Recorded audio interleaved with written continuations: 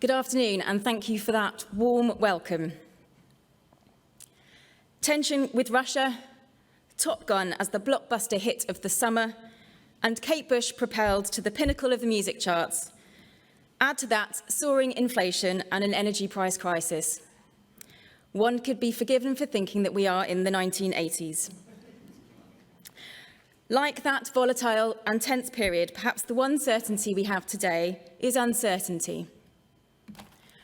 Markets and industry leaders, regulators and firms are living through economic conditions many of us have not encountered for years, if at all. High inflation and significant market volatility. Most financial services employees under the age of 35 would not have been in the workforce at the time of the last prolonged bear market 15 years ago, and those under 40 would not have even been born at the time of Volcker's bear. But this is not the time to go into hibernation. There are some marked differences from the events of 40 or even 15 years ago. We are even more interconnected across the globe than ever before, and we heard some of that in that panel that I listened to just now. But yet we also have more freedom to assert our own rules too. Every day we grapple with major issues that transcend national borders, such as crypto, ESG goals, and the war in Ukraine. Much of the international community has acted in concert to unleash sanctions and other restrictions on Russia in a bid to cut off the flow of funds to the regime of the aggressor. It is that international collaboration that is needed now to preserve market integrity, transparency, and resilience to mitigate the risk of firm failures and the uncertainties over crypto and other digital innovations. Within that context, at the FCA, we recently unveiled our 3-year strategy. Underpinning every action we take are our 3 core aims: reducing and preventing serious harm, setting and testing higher standards, and promoting competition and positive change. One of the actions we've already taken to reduce and prevent serious harm is to prioritise a speedy transition away from LIBOR. We've worked closely with many of you in the room, with market participants, the Bank of England, the Prudential Regulation Authority, the Treasury, and our international counterparts to implement this significant market reform over the last 5 years. Separately, to prevent serious harm, we've worked constructively with the government on the Online Safety Bill, which will attempt to hold tech firms to consistent standards for what is posted on their platforms. As you know, next month we will be unveiling the new Consumer Duty, which underscores our commitment to setting and testing higher standards, that second core commitment of ours. This new Consumer Duty expects firms not just to prevent harm, but to show that they're actively trying to meet their customers' needs in product design, in how products are described and sold in post-sale customer service. This is the goal that makes business sense, as well as being the right thing to do for consumers. Selling someone the right product with suitable customer service should not in this century be controversial. But we can all learn from the past, including how we handled previous recessions and the impact on households. That is why earlier this month we wrote to 3,500 lenders, warning them that they must do all that they can to intervene early and help borrowers struggling with bills. We'll be watching the markets and have set clear expectations that we expect lenders to support lenders to support borrowers and those in financial difficulty. So turning to future regulation. As a result of Brexit, we are now in a position to tailor our rules to meet the specific needs of our markets. Under the future regulatory framework, the government is proposing a new secondary competitiveness objective for the FCA and the PRA too. These proposals strike an appropriate balance between promoting growth while not conflicting with our 3 primary objectives: consumer protection, market integrity, and promoting competition in the interests of consumers. We've shown ourselves able to act quickly in the last few years. We moved quickly to change rules that were hindering innovative companies listing in our primary markets, leading to other significant changes in the primary markets ecosystem. For example, our rule change allowing companies to float just 10% of their shares at listing. This led to the FTSE making change to its criteria for companies being included in its index and sparked a discussion about what index inclusion really means for investors. We put our first consultation forward 8 weeks after Lord Hill's listing review, and we finalised rules within 9 months. In financial services regulatory terms, this is the sort of inverse of dog years. Put it this way, many of our rules for companies who want to list here had not significantly changed since the 1980s. We want investors to be able to share in the growth of new and innovative companies. More of them listing on public markets at an earlier stage in their development is the best way of doing that in a transparent and well-regulated space. As many of you may know, we have a live discussion paper currently seeking views on significant reform to our primary market effectiveness. We want to test whether wholesale changes are needed to support well-functioning public markets, which enable companies to finance their business, creating jobs and growth for the economy.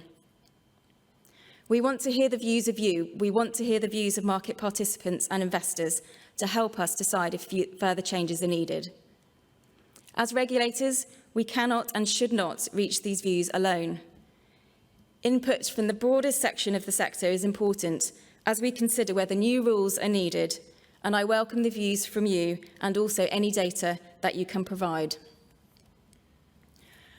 I think it's been touched on in earlier sessions this morning, but anybody who joins the FCA for an easy life is in for a shock. And I say that as someone who spent most of my career fighting financial crime and working in law enforcement and serious and organised crime. I've worked under the regulator in the private sector. I've worked alongside the regulator at the National Crime Agency, and even, so to speak, against the regulator as a lawyer in my early part of my career. For the last year, I've worked inside the regulator, and I can see how the scale and scope of our work is broadening as more firms, including the tech giants, enter the financial services space. Alongside these firms are much smaller and unknown startups, some of them with legitimate aims, but others who are purely trying to scam consumers. We are trying to get ahead of those by scanning 100,000 websites every day and identifying newly registered domains that raise our fraud or red flags. In the 11 months up to March, we identified more than 1,800 possible scams to consumers and put them on our warning list. In addition to that, through our multi-channel Scam Smart campaign, we actively encourage consumers to check whether the firm that they are dealing with is on the warning list. And some of you may have seen our new Invest Smart campaign too, which, as well as warning consumers what to look for, appears on TikTok too, which my children are delighted with. The aim is to make consumers more aware of the risks and potential scams, and also to encourage confident consumers and confident investors. We're looking closely at crypto and the opportunities and challenges associated with that. We want any crypto platforms hoping to register in the UK to comply with the same high standards on anti-money laundering that many of you in this room have had to adhere to. That is only fair. In fact, it's often easier for innovative tech-based startups to build in these compliance measures from the get-go than it is for long-established firms to retrofit existing technology to monitor and detect global financial crime flows. We're working with the UK government and with others to explore what regulatory standards could be put in place to manage risks to consumers, whilst boosting market integrity and competition in supporting the digitalisation of financial services and markets. Our regulatory sandbox has been replicated in more than 40 jurisdictions, and in May we held our first ever crypto policy sprint, building on our highly successful tech sprint approach. This brought together regulators, industry and other experts to explore how the evolving world of crypto assets could be regulated in the UK. We had more than 600 applications to join those sprints and ran 3 sprints which finished earlier this month. In an ever-interconnected world, the way in which traditional financial services are delivered is changing too.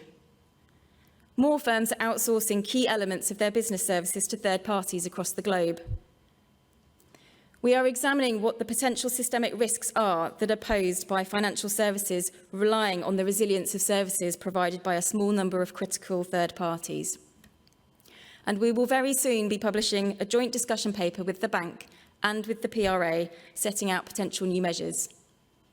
Again, your responses to this discussion will be really helpful so that we can get your input before consulting on potential new rules next year. So turning to investors in ESG.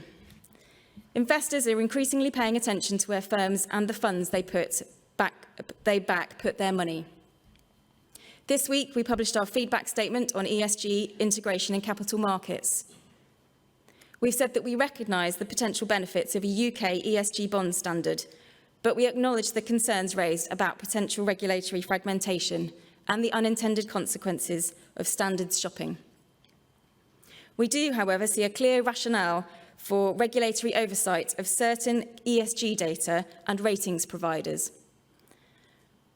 By working to improve providers' transparency, governance and systems and controls, we can help address mistrust. We're working closely with Treasury as they consider extending our remit to consider such providers.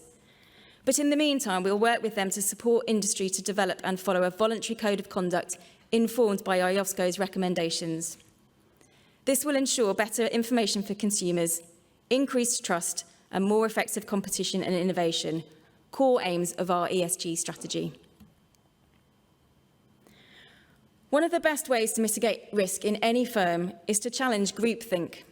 And to have diversity of thought, you have to ensure that you have diversity in your organisation and in an inclusive culture that allows diverse thinking to flourish.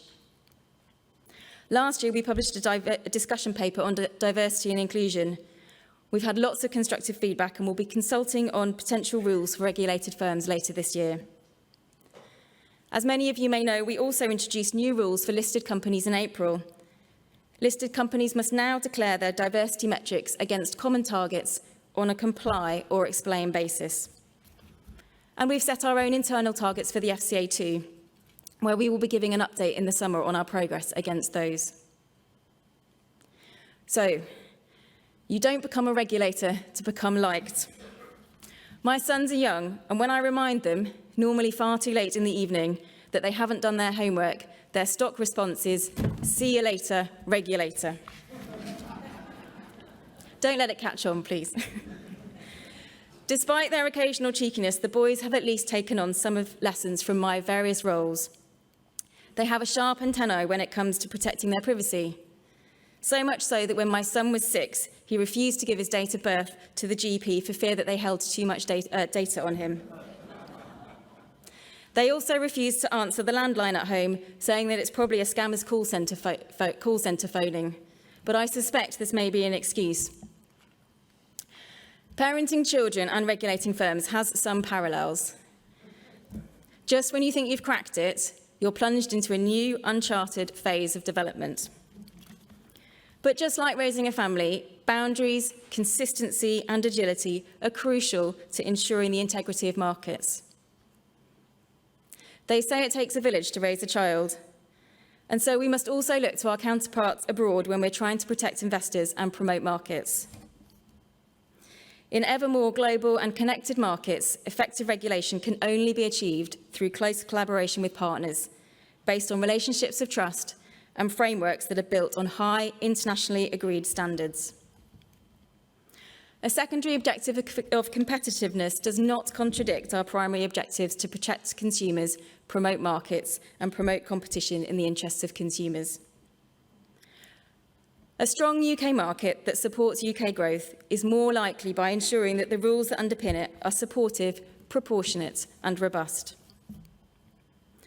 So as long as we strike the right balance, one enhances the other, and together, our primary statutory objectives and the secondary objective of promoting competitiveness will future-proof our markets and ensure that Britain is the best place in the world to do business.